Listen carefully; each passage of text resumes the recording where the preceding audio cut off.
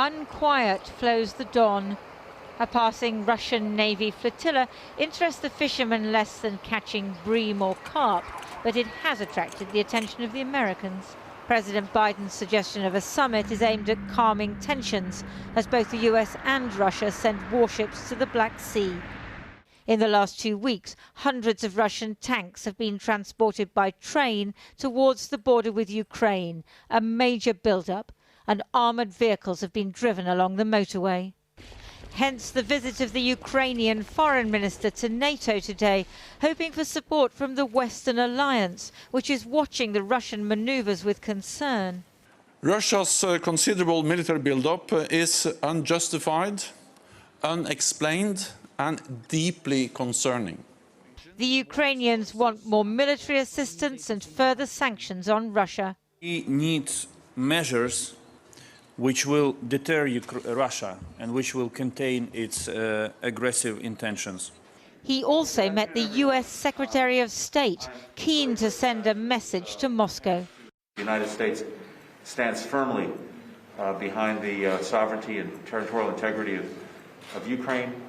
Russia's reported to have moved some 40,000 troops and armour to Voronezh, near the border with Ukraine. Since the war in 2014, it's controlled the Ukrainian region of Donbass, as well as Crimea, where it's reported to have moved another 40,000 troops in the last 2 weeks. 2 US warships are now on their way to the Black Sea. So why now? Yesterday, President Putin was boosting his patriotic credentials, celebrating a Russian hero, the cosmonaut Yuri Gagarin.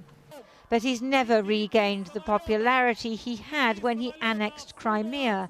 There's nothing like a war or the threat of one to boost a leader's nationalist standing.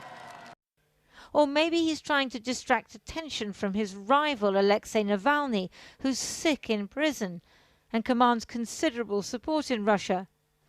Or maybe it's because the Ukrainian President Volodymyr Zelensky, who visited the war zone in eastern Ukraine last week, has started to arrest oligarchs, threatening some thought to be close to the Russian president.